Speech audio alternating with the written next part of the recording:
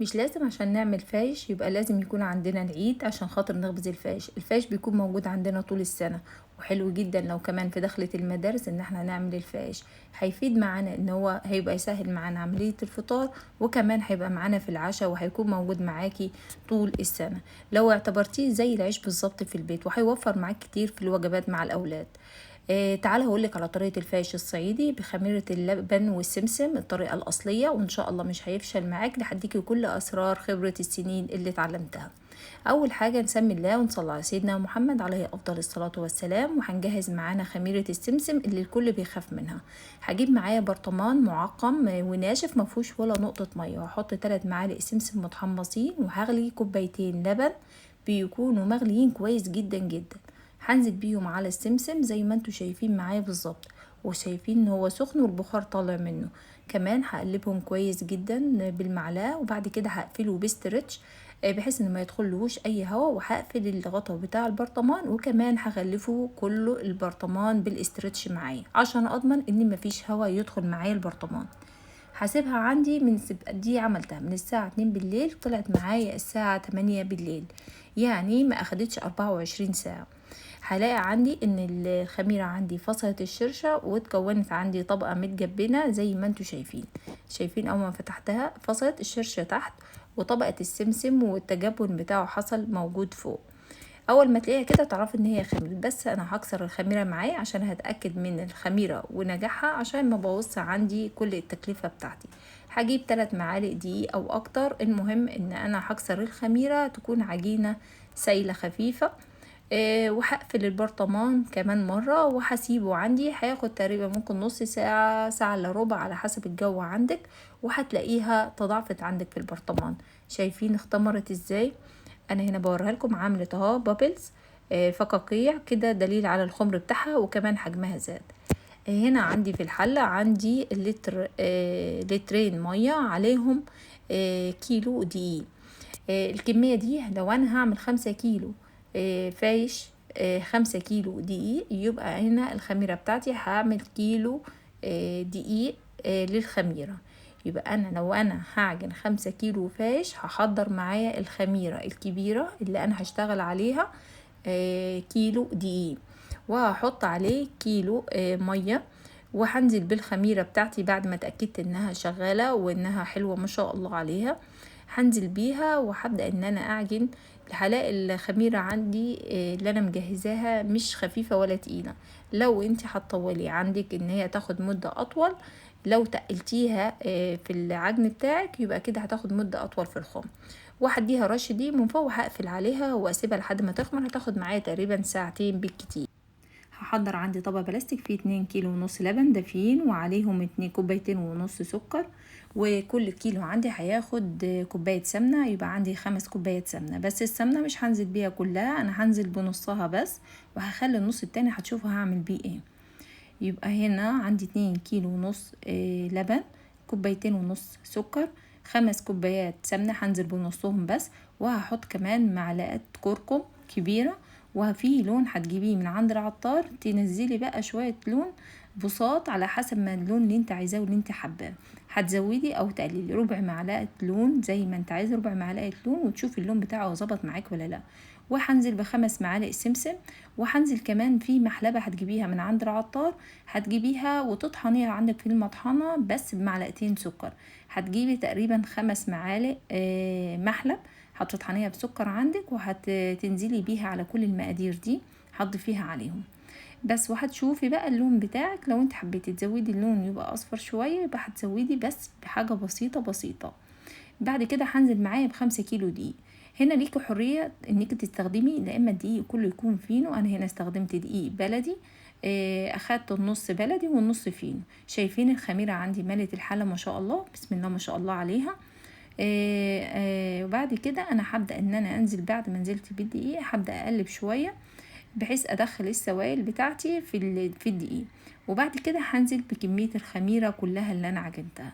يبقى ال5 كيلو دقيق هياخدوا المقادير اللي احنا قلنا عليها.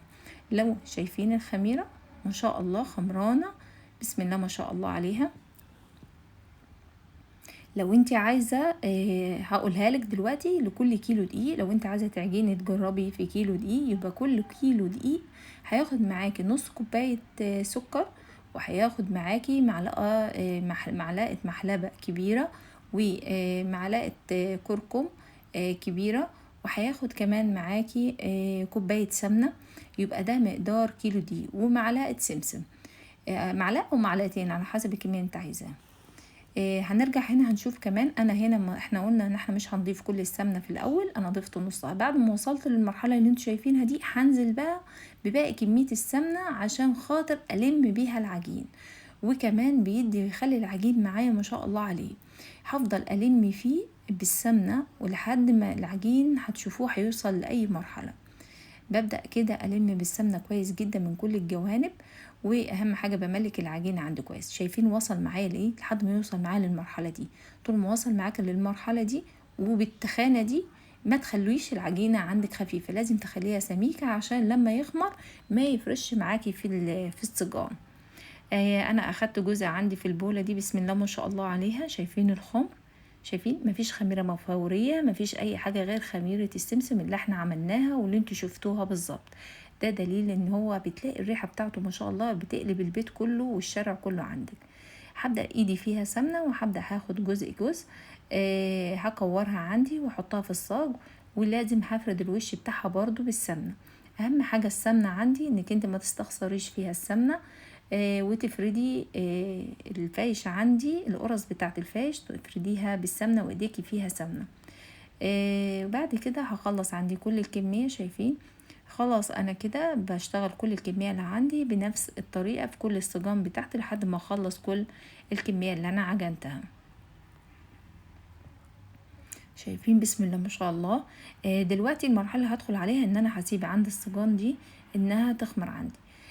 لو عندك شمس، لو طلعت معاك الخميرة، شايفين هي هنا اختمرت. وعلى فكرة ما اختمرتش في الشمس خالص، بالعكس اختمرت عندي جوه البيت وما حطتهاش في الشمس نهائي.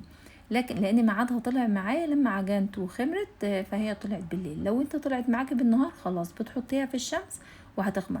وبرضو عايزة اطمنك انك انتي لو ما طلعتش معاكي بالنهار وطلعت بالليل، سيبيها في اوضة تكون دافية شوية، هتلاقيها خمرت معاك لحد ما تخمر. وبدأت ان انا اخبز فيها، وطلع بسم الله ما شاء الله عليه. الريحة قلبت الشارع كله. عندي جبنة قديمة وعندي عسل اسود مع القرص، وهي طالعة كده سخنة جميلة ما شاء الله عليها. تاكلي منها بألف هنا وشفا يا رب. طبعا الكلام ده لو انت هتشيليها عندك لمدة يوم او يومين. طبعا احنا عايزين نحتفظ بيها بمدة اطول، شهر 2 3. فهنعمل ايه دلوقتي؟ ان احنا هنبدأ نعملها فصوص عشان خاطر تقعد معانا مدة طويلة، وتتسقى بالشاي او باللبن او بشاي بلبن. شايفين هشة وطرية وما شاء الله مفرغة من جوه، وشايفين الفراغات بتاعتها. يعني هي بصراحة تحفة، وريحتها جميلة جميلة جميلة. يا رب ان شاء الله كل اللي يجربها بإذن الله تنجح معاه، وتاكلوا احلى قرص فايش صعيدي بطريقته الأصلية على المقادير بتاعتي بإذن الله ان شاء الله. دلوقتي هنبدأ مع بعض ان احنا نبدأ ان احنا نفصص نعملها فصوص عشان نحتفظ بيها بمدة اطول. زي ما احنا قلنا، لو في المدرسة الاولاد يفطروا بيها او في العشاء، او هي هتنفع معانا جدا في البيت ومش هتخسر معاكي، بالعكس بتنفع في اوقات تكوني محتاجاها للاولاد. انا بيتها هنا لتاني يوم، وبعد كده هبدأ ان انا اعملها فصوص. بعد ما باتت تاني يوم هبدأ ان انا اقطعها كده شرايح زي ما انتم شايفين بالظبط. شايفين لما باتت؟ شايفين؟ يعني بصراحة يعني تحفة تحفة تحفة يعني. والريحة تحفة وقلب الدنيا. هخلص كل الكمية اللي عندي هقطعها بنفس الطريقة، وبكون محضرة عندي السجان اللي انا خبزت فيها، ومن غير ما تدهنيها زيت ولا اي حاجة خالص. بعد ما تخلصي وتقطعي كل الكمية اللي عندك، هتبدأي تجيبي بعد كده السجان وتبدأي ترصيها عندك عشان نحمصها في الفرن. شايفين؟ خلصت كل الكمية. بعد ما خلصت الكمية بتاعتي جبت الصاج بتاعه، وهبدأ ان انا ارصه زي ما انتوا شايفين بالظبط كده في الصجان، مش مدهونة خالص اي زيت. بعد ما بتخلص خبيثة تستخدميها كمان لما انتي بتيجي تحمصي الفايش عندك. هبدأ ارصها في كل الصجان بتاعتي، وهكون في الوقت ده مشغلة الفرن عندي على الهادي جدا جدا جدا جدا، فوق وتحت. اهدى حاجة عندك فوق وتحت تشغليها وتسيبيها وما تستعجليش عليها، بحيث انها تطلع من الفرن متحمصة ما يكونش قلبها طري. وهتفرديها عندك على ملاية نظيفة، وتسيبيها لحد يوم او يومين لما تنشف تماما تماما. وبعد كده بتلميها في علب عندك وتحفظيها، بتقعد عندك شهر واتنين وتلاتة واربع شهور، بتبقى زي الفل. ومع كوباية شاي بلبن هتاكل احلى فصوص فايش صعيدي بالطريقة الاصلية، مش هتلاقيها في اي حتة. وعلى ضمانتي، والمقادير دي مظبوطة 100%، بس اتبعي كل اللي قلته عندك في الفيديو زي ما انتوا شفتوا بالظبط. دي كانت لسه خارجة من الفرن، شايفين ان هي محمصة ازاي وقلبها ناشف. بألف هنا وشفا يا رب على كل اللي جربها، وبإذن الله تنجح معاكم. لو وصلتوا لحد هنا حطوا لايك وكومنت حلو كده زيك. مع السلامة، هتوحشوني لحد الفيديو اللي